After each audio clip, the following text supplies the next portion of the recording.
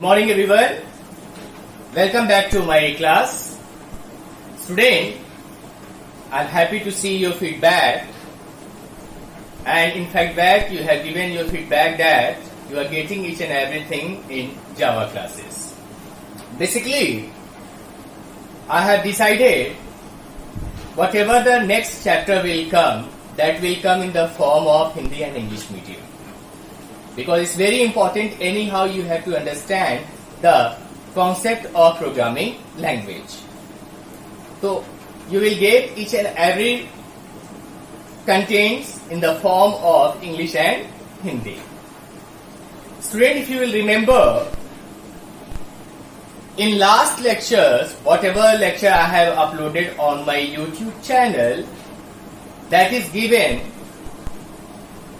already for you, and you have learned from their basic concepts of programming and variables. And in last lecture, I think I had given the concept of operators. So you will get each and every operators in details in your chapter 4. But before moving on the next topic, I would like to discuss one more time with you operators, and after that today I will teach you data types. इसको समझना बहुत जरूरी है. If you will get each and everything, अगर आपको समझ में आ गया तो आसानी होगी आपको लिए कि आप जावा के प्रोग्राम्स को कैसे डेवलप कर सकते हो. और जो मैंने एल्गोज आपको क्लास 8 में पढ़ाए हैं ना, जितने भी एल्गोरिथम, उस पर भी एक बार आप जाके वर्कआउट करना, क्योंकि उस एल्गोरिथम से क्या होगा कि आपके कॉन्सेप्ट क्या होंगे, क्लियर हो जाएंगे. क्लियर है? तो एक बार मैं आपको ऑपरेटर थोड़ा सा शॉर्ट में ब्रीफ करता हूं कि क्या है ऑपरेटर्स. उसके बाद हम लोग डेटा टाइप्स पे डिस्कस करेंगे. अब मैंने बताया है आपको कि operator means basically these are the symbols and it works on any operands. Operators क्या है? Basically it is a part of symbol and it works on operands. और यू कैन से, आप कह सकते हो कि ऑपरेटर भी होते हैं जो ऑपरेंड्स पे काम करते हैं. ऑपरेटर्स आर दो symbols which work on the operands. Clear है? Now I am telling you, operator is divided into basically 3 parts. Okay, but that 3 parts will come under the second part. So here we will discuss about the first 2 parts of the operators. First one, ये मैं already आपको पहले वाले lecture पे बता चुका हूं, unary operator. और दूसरा हमारे पास क्या है? Binary operator. दूसरा क्या है हमारे पास? Binary operator. क्लियर है? सबसे पहले हमारे पास क्या है? यूनरी ऑपरेटर है, और दूसरा क्या है? बाइनरी ऑपरेटर है.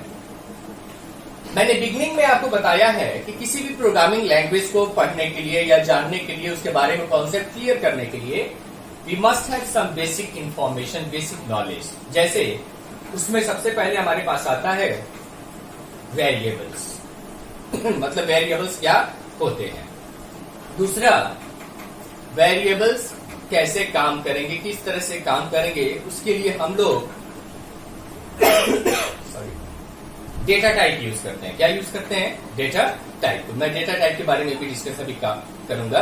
फिर ऑपरेटर्स के बारे में डिस्कस करते हैं, और फाइनली फंक्शंस के बारे में डिस्कस करते हैं. तो फंक्शन जो है हमारा, function is also known as methods. Because जब हम जावा की बात करते हैं तो जावा में फंक्शंस को ही हम क्या कहते हैं? मेथड्स कहते हैं. While in other programming languages, function will be as it is. We will not use the words methods over there, but you must have knowledge about this. Both are same thing. Don't be confused. Both are same thing. Fine.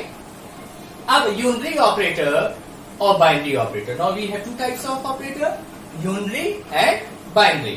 तो unary के cases में क्या है? अभी chapter 4 में आपकी पूरा detail में अलग अलग दिया हुआ है. मैं यहीं पे आपको क्लियर कर देता हूं कि अगर आप एक बार चैप्टर 4 पे जाओगे तो सारी चीजें आपको आसानी से क्लियर हो जाएंगी. परेशान होने की उसमें जरूरत नहीं है. या एक लेक्चर में और आपको इसी ऑपरेटर्स पे दे दूंगा जहां पे सारे डिटेल्स पे बताए जाएंगे. If you will have any doubts तो आप हमको मैसेज करके उस पर डिस्कस कर सकते हो. That's why I have taken your personal number कि आप उस पर पर्सनली हमको मैसेज करने करके उसके रिलेटेड डिस्कस कर सकते हो। क्लियर है? तो अब यूनरी ऑपरेटर का मतलब क्या हो गया? It works on single operands. Single operand means either it will be A और B or C, D, E, F, G, whatever variables you are using, that would be your single operands. Are you getting my point? जबकि binary means you are knowing 2, 0 and 1. So binary will always come with 2 values. और हमेशा binary operators जो होते हैं, it works on 2 operands. It works on 2 operands. But unary operator works on single operand. It works on single operands. तो short में मैं अभी बता रहा हूं, इससे पहले वाले आप लेक्चर्स पे चले जाना जहां पे मैंने ऑपरेटर्स को डिटेल्स में डिस्कस किया हुआ है, आपको पूरा डिटेल में मिल जाएगा। क्लियर है? It works on single operands and it works on 2 operands. अब यूनरी ऑपरेटर जो है आगे चल के हमारा 2 पार्ट में डिवाइडेड हो जाता है। Increment unary operator means you will get increment unary operator and decrement unary operator. Clear है? Decrement unary operator. Increment unary operator का मतलब क्या हो गया कि it will be denoted by plus plus symbol, while decrement unary operator will be denoted by minus minus symbol. Clear है? Once again I am telling you, just go through my the previous lecture, you will get in each and everything from there. Plus plus and minus minus. Plus plus means it will be increased by 1, while minus minus means it will be decreased by 1. Clear है? अब increment unary operator भी हमारा 2 part में divided हो जाता है। वो क्या है? प्रीफिक्स इंक्रीमेंट यूनरी ऑपरेटर और postfix increment unary operator. While decrement unary operator में क्या होगा? Prefix decrement unary operator and postfix decrement unary operator. Clear है? Any problem? नाउ प्रीफिक्स को कैसे डिलीट करोगे आप? प्लस प्लस ए से, ये सब मैंने डिटेल में पढ़ाया हुआ है। और पोस्टफिक्स को कैसे डिनोट करोगे? ए प्लस प्लस से। प्लस प्लस ए का मतलब क्या हो गया कि इसमें पहले 1 वैल्यू इंक्रीज कर जाएगी और बाद में वैल्यू स्टोर होगी। यहाँ पे क्या होगा? पहले वैल्यू असाइन होगी, पहले वैल्यू स्टोर होगी, बाद में इंक्रीमेंट होगा। इसका एग्जाम्पल आप प्रीवियस लेक्चर्स में हमारे देख सकते हो। Likewise, we have binary operators. Binary operators, as I told you, it works on 2 operands. ये किस पे काम करते हैं? हमेशा 2 ऑपरेंड्स पे काम करते हैं। और बाइनरी ऑपरेटर्स में हमारे पास कुछ ऑपरेटर्स हैं जिनका नेम मैं बता रहा हूं अभी आपको। आप सब डिटेल्स इसमें देखोगे प्रीवियस लेक्चर्स से, क्योंकि ये सब मैंने डिटेल्स में काफी पढ़ाया हुआ है। तो you don't need to do more things, just go through that lecture which is I have already uploaded on my YouTube channel, और आप वहां से पढ़ सकते हो इसको। क्लियर है? तो बाइनरी ऑपरेटर में हमारे पास अरिथमेटिकल ऑपरेटर है, रिलेशनल ऑपरेटर है, लॉजिकल ऑपरेटर है, कंडीशनल ऑपरेटर है। ठीक है? Are you getting my point? Arithmetical operator में क्या क्या आते हैं? Plus, minus, multiplication, division, modulus operator. Normal divisional operator और मॉड्यूलस ऑपरेटर में क्या डिफरेंस होता है? नॉर्मल डिविजनल ऑपरेटर आपको कोसेंट रिटर्न करेगा और मॉड्यूलस ऑपरेटर आपको क्या रिटर्न करेगा?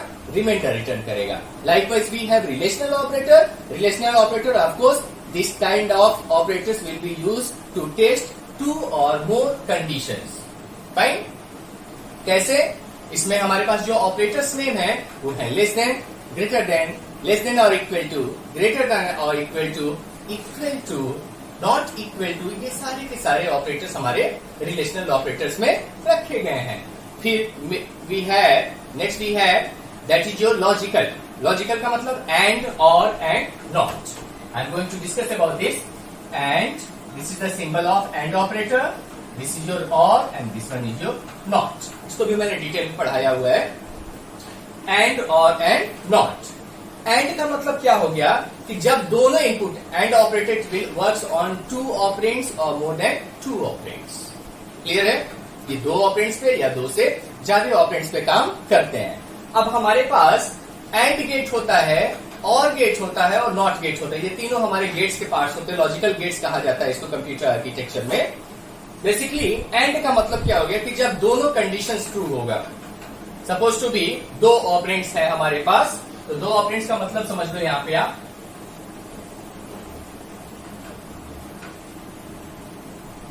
2 ऑपरेंड्स का मतलब क्या हो गया कि जैसे मान लो हमने लिया है एंड ऑपरेटर के लिए, और हमने लिया है ए और बी। और ए और बी का हमको आउटपुट चेक करना है किसमें, सी में.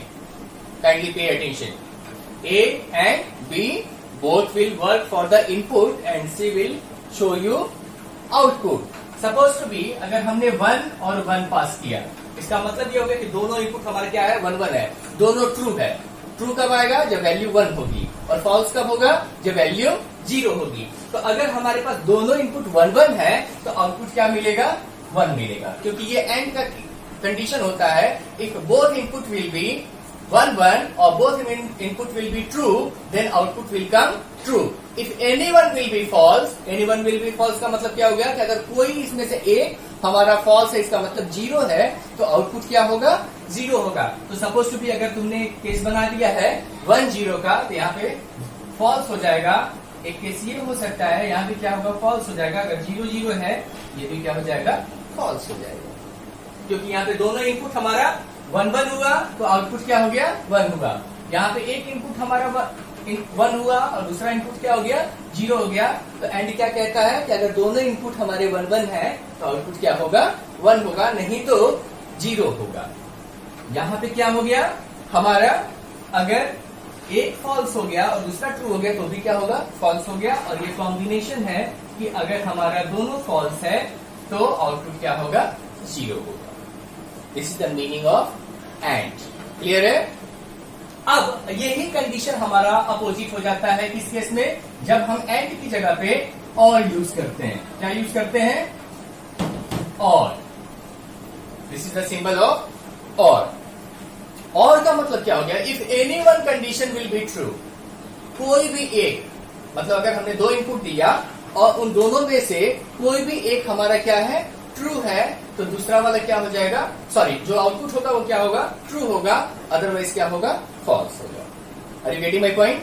If any one condition will be true, in that case you will get your output true, otherwise you will get false. So what will happen in that case, tell me. अगर 1 1 है तो कोई एक होना चाहिए, तो दोनों यहाँ पे है तो हमारा आउटपुट क्या होगा, 1 होगा. अगर हमारा यहाँ पे 1 है और यहाँ पे 0 है तो कोई एक हमारा इनपुट 1 होना चाहिए, तो ये क्या हो जाएगा, 1 हो जाएगा. क्लियर है. यहाँ पे भी क्या हो जाएगा, 1 हो जाएगा, और यहाँ पे दोनों हमारा 0 है तो आउटपुट क्या होगा, 0 हो जाएगा. Any problem. क्या कह रहा है, और if any one input will be 1 और if any one input will be true, you will get your output true, otherwise it will be false. Clear है. नॉट एक गेट होता है, आई एम टेलिंग यू, नॉट का symbol ये होता है, ठीक है. और ऑपरेटर में, और अगर हम लॉजिक गेट्स की बात करते हैं तो ये नॉट का सिंबल हो जाता है हमारा, ठीक है. यहां से जो भी वैल्यू पास करोगे उसका कॉम्प्लीमेंटेड ऑर्डर हो जाता है. सपोज टू बी हम ए पास कर रहे हैं तो ए कॉम्प्लीमेंट हो जाएगा. ए कॉम्प्लीमेंट का मतलब क्या हो गया कि अगर ये 1 है तो ये 0 हो जाएगा, और ये 0 है तो ये क्या हो जाएगा, 1 हो जाएगा. नॉट का मतलब यही होता है. ये इन्वर्टेड फॉर्म में हो जाता है नॉट गेट का मतलब, ठीक है ना. इन्वर्टेड चेक कर दिया जाता है. इन्वर्ट का मतलब ये हो गया उसको ये नेगेटिव सेंस में कन्वर्ट कर देगा. और अगर ए पास कर रहे हैं तो ए कॉम्प्लीमेंट या ए बार कहा जाता है. ये लॉजिक गेट्स पढ़ोगे जब आप लोग तो ए और ए कॉम्प्लीमेंट हो जाता है. ऊपर एक हम लोग लाइन प्लेस कर देते हैं. This is the meaning of a bar or a complement. इसका मतलब वो उसका निगेटिव सिंबल्स हो जाएगा, माइनस उसकी वैल्यू आएगी. और यहाँ ये हो गया कि अगर हमने 1 पास किया तो ये 0 हो जाएगा, और 0 पास करोगे तो क्या हो जाएगा, 1 हो जाएगा. जैसे मान लो अगर हमने दिया वैल्यू 5 और 9 और हमने लिखा 5 इज ग्रेटर देन 9 या 5 नॉट इक्वल टू 9, तो इसका आउटपुट क्या होगा, ट्रू हो जाएगा. इसका मतलब ये हो गया कि 5 9 के बराबर नहीं है, ठीक है. तो इसका मतलब कि एक नॉट नेगेटिव सिंबल्स हमारे पास है. And the meaning of not, it will give you in complimented order. तो इसके बारे में थोड़ा सा और डिटेल में अगर आप बोलोगे तो मैं डिस्कस कर लूंगा, ठीक है. Now we have all these types of operators. अब now I am going to discuss with you the important part, and that is your data types. Student, it's very important. आप कैसे समझते हो कि किसी वेरिएबल्स में किस तरह की वैल्यूज को होल्ड करना है. जैसे डेटा टाइप्स का मतलब क्या हो गया, what kind of data type will be hold by the variables. Are you getting my point. First of all, why do we use variables? Because variable is a place which can hold any type of values, and the value of variables could be always vary. Variable क्या है? एक identifier है हमारा, जिसकी value हमेशा क्या होती रहती है? रन टाइम पे चेंज होती रहती है। इसीलिए हम प्रोग्राम्स में हमेशा क्या यूज करते हैं? वेरिएबल्स को यूज करते हैं, ताकि हमारा प्रोग्राम जो है उसका पर्पस डेवलप करने का जो पर्पस है वो क्या हो सके? ग्लोबल हो सके। क्लियर है? जैसे हमने कहा कि write program in Java to find sum of 2 number, तो 2 नंबर को जब किसी भी 2 नंबर्स को फाइंड आउट करने के लिए, किसी भी 2 नंबर का सम फाइंड आउट करने के लिए प्रोग्राम हमारे पास होना चाहिए। इंस्टेड ऑफ दिस वो केवल किसी 2 कांस्टेंट नंबर को ही नहीं यूज कर रहा है। तो जैसे हमारे पास मैथ्स में 2 तरह की वैल्यूज मानी जाती है, that first one constant value and second one variables values. तो कांस्टेंट वैल्यू में क्या होता है? कभी भी उसकी वैल्यू चेंज नहीं होती है, while in the case of variables values will be always very, values will be always change. Clear है? तो अब हम लोग अपने प्रोग्राम्स में यहां वेरिएबल्स यूज करेंगे, और कुछ हमारे पास डेटा टाइप्स हैं। So the meaning of data type क्या हो गया हमारे पास? कि डेटा टाइप बेसिकली बताता है, या it is a symbol, you can say, data type के बारे में दिया जाता है to identify the type of data involve in an operation is known as data type. Once again student, this is the definition given in your book also, to identify the type of data, to identify the type of data, किस तरह का data हमारा store होने जा रहा है, किस तरह का डेटा है, उसी को बताने के लिए हम क्या यूज करते हैं? डेटा टाइप यूज करते हैं। जैसे समझो, सबसे पहले हमारे पास इंटीजर है। अभी मैं इसको क्रिएट करके और बताता हूं आपको। आईएनटी का मतलब हो गया इंटीजर, आईएनटी का मतलब हो गया इंटीजर। अगर आप देखोगे पीछे जाके तो मैंने फ्लोटिंग पॉइंट्स वगैरह पढ़ाया है, इंटीजर भी पढ़ाया है, सारे लेक्चर्स में आपको मिल जाएगा एक बार फिर से। तो इंटीजर का मतलब क्या हो गया? अगर मान लो हमने यूज किया 3.14, दिस इज योर वैल्यू। अगर इसको देखोगे तो इट्स अ वैल्यू ऑफ पाई। पाई की वैल्यू क्या होती है? 22/7 और 3.14, that is the constant value that will never change. तो अगर हमको इसमें इंटीजर पार्ट फाइंड आउट करना होगा, तो इंटीजर पार्ट क्या मिलेगा? 3 मिलेगा। इंटीजर पार्ट क्या मिलेगा? 3 मिलेगा। And rest part will be fractional part और डेसिमल पार्ट। ये हो गया हमारा इंटीजर। क्लियर है? अब ध्यान से समझो, अगर हमने लिखा, बहुत केयरफुली समझना सारी चीजों को, if you will listen each and everything very carefully, you will clear your doubts. Suppose to be I am going to write integer A, or I am writing integer B or integer C. Clear है? ये एक declaration है, मैं बता रहा हूं, इसको समझो। हमेशा इंटीजर को अब्रिविएटेड फॉर्म में राइट करोगे, शॉर्ट फॉर्म में लिखोगे, और उसको लिखने का तरीका क्या है? INT है। क्लियर है? It means A is your variable, it's your variable name, it's your variable name. तो वेरिएबल क्यों यूज कर रहे हैं? क्योंकि इसमें हम कोई भी वैल्यू स्टोर कर सकते हैं। लेकिन what kind of value we will store in A, वो कौन बताएगा? वो उसका डेटा टाइप बताएगा। और this is the meaning of data type, कि ए एक वेरिएबल है जिसका डेटा टाइप क्या है? इंटीजर है। क्या है? इंटीजर है। तो ए हमेशा किस तरह की वैल्यू को होल्ड करेगा? इंटीजर टाइप ऑफ वैल्यू को। अगर आप ए में 3.14 स्टोर करने की कोशिश करोगे तो ये 0.14 को स्टोर नहीं करेगा, ये केवल किसको स्टोर करेगा? 3 को, क्योंकि इसका डेटा टाइप क्या है? इंटीजर है, और ये हमेशा इंटीजर पार्ट को ही एक्सेप्ट करेगा।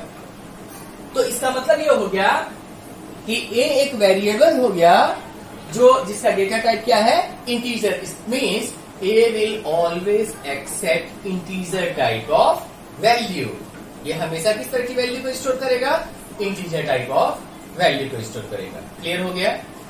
उसी तरीके से अगर हम मान लो बी में स्टोर करते हैं, suppose to be I have given 4.5556, एक वैल्यू है, तो अगेन इसका मतलब क्या होगा? B is a variable name which data type is your integer. It means in B always integer value will store, या always integer value will come, तो that is your 4। तो हमेशा बी में क्या स्टोर होगा? 4 स्टोर होगा। Likewise यहां पे कुछ वैल्यू देते हो आप, कोई भी, ये भी हमारा किसको स्टोर करेगा? Integer part.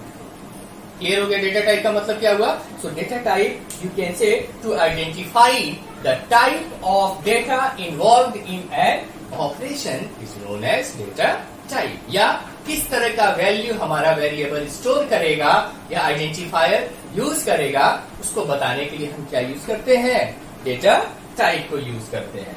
Now student, data type is divided into 2 parts.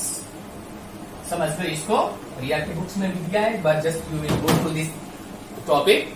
और कोई भी डाउट्स होगा तो हम लोग फिर डिस्कस करेंगे. Data type is divided into 2 parts. Clear है? अब 2 पार्ट्स क्या होते हैं, एक हमारे पास प्रिमिटिव डेटा टाइप होता है. प्रिमिटिव डेटा टाइप का मतलब ये हो गया कि बिल्ट इन डेटा टाइप कहते हैं इसको, जो पहले से ही बने हुए हैं. बिल्ट इन डेटा टाइप इनको कह सकते हो आप. ठीक है, प्रिमिटिव डेटा टाइप और दूसरा नॉन प्रिमिटिव डेटा टाइप. ये आपको मैंने क्लास 8 में भी पढ़ाया था, अगर आपको याद होगा तो मिल जाएगा. Non primitive, primitive data type में हमारे पास ऑलरेडी है.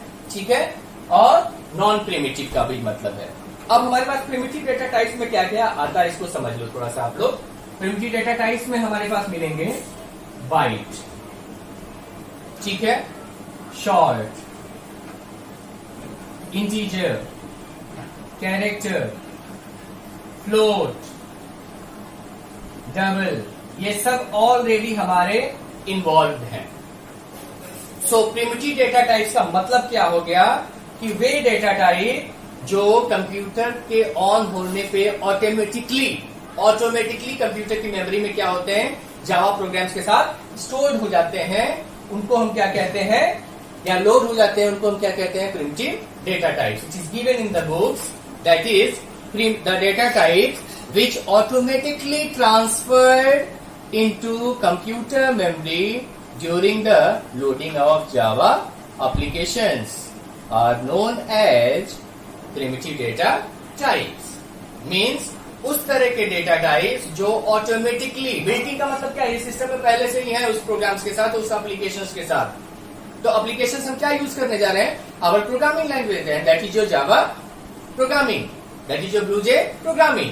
तो जैसे ही ब्लूजे के प्रोग्राम्स हमारे अपलोड होंगे, ये सारे डेटा टाइप्स कंप्यूटर की मेमोरी में ऑटोमेटिकली क्या होते हैं, ट्रांसफर हो जाते हैं, लोड हो जाते हैं. That type of data type is known as primitive data types, जिसमें बाइट है. अब बाइट को पता ही है आपको, 8 bit is equal to 1 byte और 1 byte is equal to 8 bit. Short होता है, इंटीजर होता है, कैरेक्टर होता है, फ्लोट होता है, डबल होता है. अब जितने भी डेटा टाइप्स होते हैं स्टूडेंट, उन सबके अपने स्पेसिफिक रेंज होता है कि किस रेंज तक की वैल्यू वो डेटा टाइप होल्ड कर सकता है. और वो हमारा वैल्यू नंबर्स में भी होता है. इसके बाद ही वो टॉपिक आएगा जिसमें साइज ऑफ ऑपरेटर्स या साइज ऑफ डेटा टाइप्स हम लोग डिस्कस कर सकते हैं. ये भी दिया हुआ है आपके बुक में, तो साइज हम डिस्कस करेंगे. पहले डेटा टाइप को समझना जरूरी है कि डेटा टाइप में क्या हो गया कि that type of data type which automatically transferred into computer memory when the Java programs will be loaded. जैसे ही जावा प्रोग्राम्स या जावा एप्लीकेशंस हमारे क्या होते हैं, लोड होते हैं, इस तरह के डेटा टाइप ऑटोमेटिकली क्या होते हैं, कंप्यूटर की मेमोरी में ट्रांसफर हो जाते हैं. और इस तरह के डेटा टाइप्स को हम क्या कहते हैं, प्रिमिटिव डेटा टाइप्स या बिल्ट इन डेटा टाइप्स, जो पहले से ही डिजाइन करके रखे गए हैं, जिसमें हमारे पास क्या क्या है, बाइट है, शॉर्ट है, इंटीजर है, कैरेक्टर है, फ्लोट है और डबल है. नेक्स्ट वी है नॉन प्रिमिटिव. नॉन प्रिमिटिव हमेशा डिराइव्ड होते हैं, कहीं से लिए गए हैं, उनका रेफरेंस है हमारे पास, उस तरह के डेटा टाइप्स को हम यूज करते हैं. और इसमें हमारे पास एग्जांपल्स में रहते हैं क्लास, ये सब डिस्कस करना है आपके साथ आपको, क्लास, इंटरफेस और एरेज. क्लियर है? क्लास मैंने आपको पढ़ाया हुआ है जब आप क्लास ओवर डिक्लेयर करते हो जावा में, क्लास 8 में. ठीक है, तो यहाँ भी डिस्कस करेंगे हम लोग. क्लास टॉपिक ही अलग से हमारा चैप्टर होगा जो केवल क्लास के बारे में डिफाइन करेगा.